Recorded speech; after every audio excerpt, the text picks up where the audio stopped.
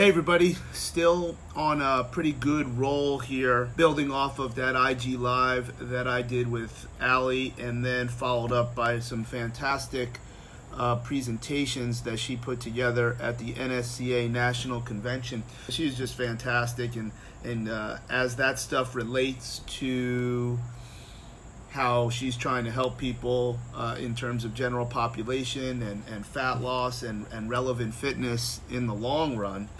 It's a lot of the same concepts, maybe not as inclusive of how we'll look at things in terms of linking to the methods and the reasons we're going to use certain types of physical therapies. That being said, there's a particular piece that we go back to when we did the IG Live, and one of the things that I'm very adamant about, and I know she agrees, a lot of other people agree, but people still do it, is these 15-15, 30-30, even the nonsensical 20-10 types of intervals. Now, it's a little bit backhanded because and I don't make this, but that's why I'm going to do this. I'm going to make this clear. There's nothing wrong if you want someone to do something for 30 seconds on and 30 seconds off. There is something very ridiculous if we are looking to do something for 30 seconds of maximal effort, rest for 30 seconds, and then do several bouts of that. That is borderline impossible. I don't know what the activity would be where a human can deliver a 10 out of 10 performance for 30 seconds straight at all. Just one time. Of course, there's going to be certain times where that can happen when there's an incredible level of efficiency of the movements. So we're going to probably talk about runners, and we're probably going to talk about rotational athletes. But still, 30 seconds is a lot longer than 20 seconds, which we have seen in the 200 meters. So that's that. But to only rest 30 seconds, even if it was a reasonable amount of time. So let's go on for 10, off for 30. I think you might be able to get there at 10:30. I don't think you're going to get there with these maximal efforts for 30 seconds and then have to rest for another 30 seconds. Now, if you can space out your percentages to get to 30 seconds, you're going to rest 3 minutes, 4 minutes, 5 minutes. I have talked about that over the last several weeks as I have tried to refine my concentric heart intervals, where I'm trying to get my heart rate as high as possible for 30 seconds on the air bike. I'm looking to measure even effort. I'm up to 31 miles per hour, but I have to rest 5 minutes. Now I'm going to start to determine, can I get to 32 miles an hour, or is it a better way for me to get better work by resting 4 minutes and 30 seconds? But I want to stick with this 30-30 business because that's actually what I did this morning. And when should you use these 30-30 intervals? Well, you're probably going to be in the same category of when you would want to train for, let's call it cardiac output. I'm using eccentric heart. Maybe it's too general population doesn't know what eccentric is. Eccentric is when a muscle is contracting and it's getting longer. Okay, so if the muscle is getting longer under tension, that is called eccentric. And when we talk about eccentric heart, we are primarily talking about the left ventricle, the last area of the heart where blood funnels through before it punches out. So if we can have a relatively low heart rate during the work intervals, then we can value the things that come from eccentric heart or training or cardiac output. And that piece of eccentric heart allows more blood into the left ventricle, so then when it does punch, more blood is sent throughout the body for every one heartbeat. Now, we had gotten into a lot of these things because remember, the original question was something different. You can't achieve eccentric heart values with a very high heart rate because it has to the entire heart depolarizes too fast before the heart can fill up again.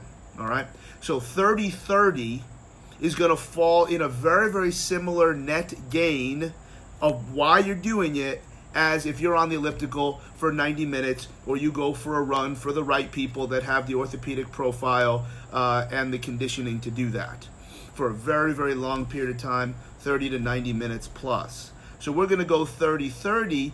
We might choose activities where we want to go for 30 to 90 minutes, but there's no way you can do that straight through, given certain activities are also going to challenge the peripheral systems, such as mitochondria, and I went after that today on Jacob's Ladder. Now, for me, Jacob's Ladder is a it's up on an incline.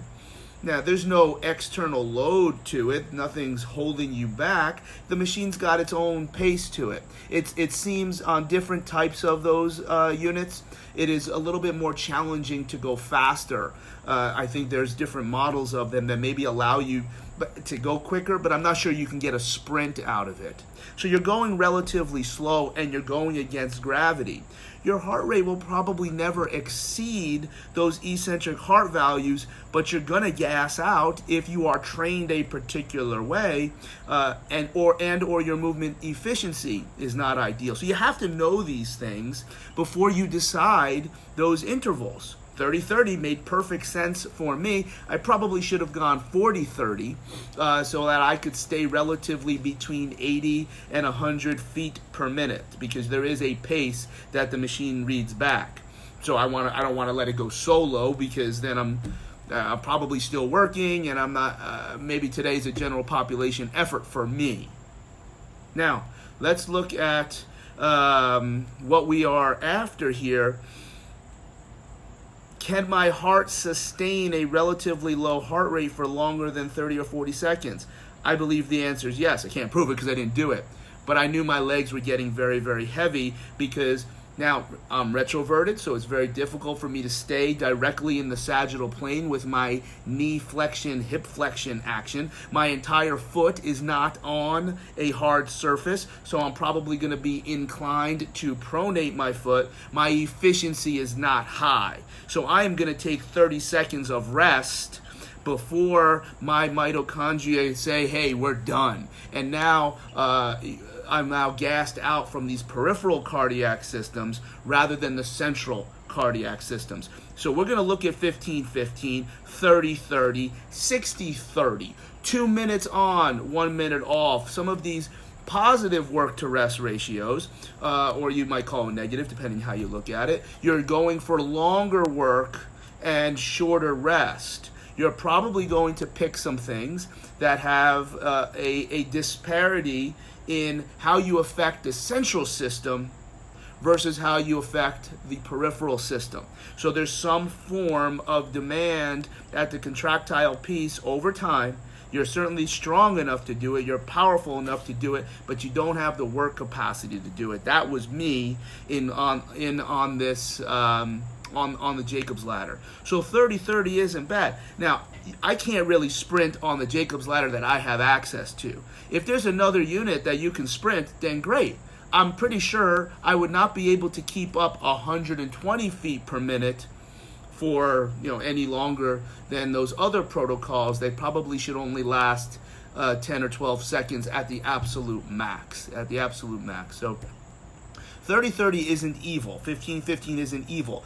Of course, this is not how they are used in general population. Again, what's ridiculous is trying to go as hard as you can for 30 seconds and then only rest 30 seconds. This doesn't, there's no way that this is efficiency is anywhere in the country of that conversation. Efficiency is like on a different planet. If you are coaching individuals to go 30 seconds as hard as you can and then only giving them 30 seconds of rest. Let them go 30 seconds as hard as they can and give them 3 minutes of rest. Let them stretch. Maybe you might even want to work on some tension things. I don't know if Eldoa is a great thing to do since it's high tension. Do something in the 3 minutes. 30 seconds on, 3 minutes off. If you do want to go 30 seconds on, 30 seconds off, let's stay in that 60 to 70% range, and let's choose things that probably are taxing peripheral mitochondria a lot more than cardiac output. That's where we're going to go with 30/30.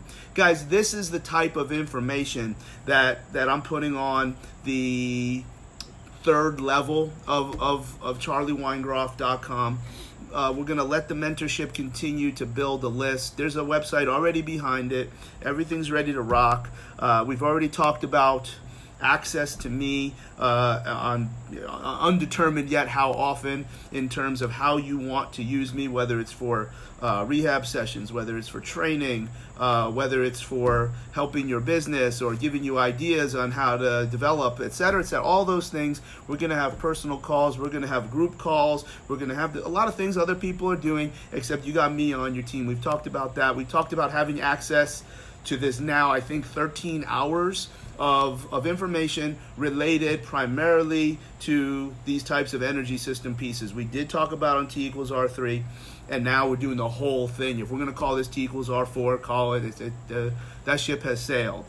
So some other things that are going to be involved in that mentorship. The only way I will do a private seminar, I'm going to do conferences, but the only way I'm going to do private seminars is for people that are in this. They'll be able to sell it. They'll be able to monetize it.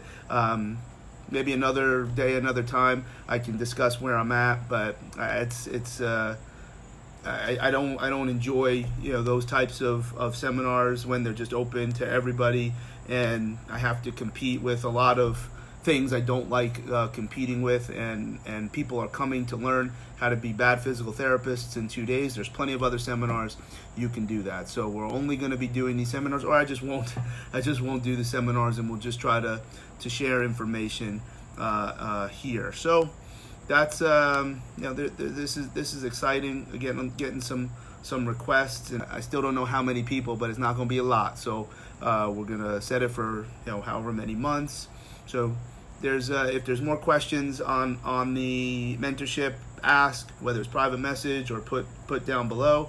I'll be happy to answer everything, and I'm excited to help people in those types of ways, because I don't know how to. I'm not good anymore at just throwing with my lacrosse stick a blanket message out there and expect it to work for everybody. I'd rather be able to tailor what anybody might think, how my mistakes in my career have put me in positions to hopefully help you not make the same mistakes. But the primary exclusive information is going to be things like this 30/30/15, a lot of this metabolic stuff, but certainly linking it back to why we choose the different therapies that we do, and the how do you link physiology and maybe the neurology of movement. So that's where we're at with all that. I hope that makes sense. And hey, keep an eye out, especially in the Mobile area, the Crichton section of Mobile, Alabama, because if anybody's seen the Leprechaun, say yeah.